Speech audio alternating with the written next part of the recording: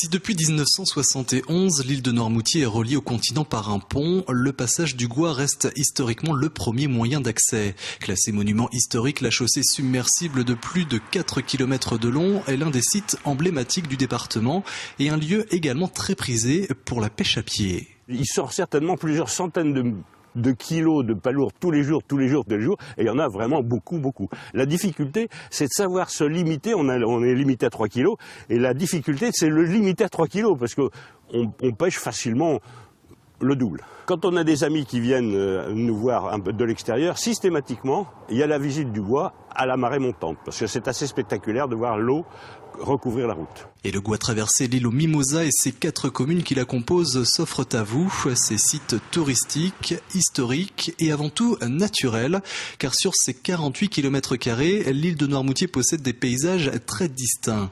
Il y a évidemment ses plages, 56 km au total, notamment à l'ouest en prolongement du littoral vendéen, sa côte rocheuse au nord, ses forêts de chênes verts, de pins maritimes et de mimosas, et au cœur de la presqu'île, sur près d'un tiers de sa superficie, ce qui en fait une autre particularité, ces marais salants où sont récoltés en moyenne chaque année 2000 tonnes de sel marin. Plus que la production du sel, c'est vraiment notre métier, c'est-à-dire le principe que c'est un métier qui a un peu plus de 1300 ans d'histoire.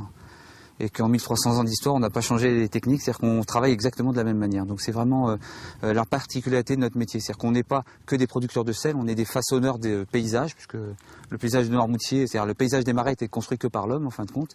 C'est essentiellement ça qu'on essaie de faire découvrir dans notre métier.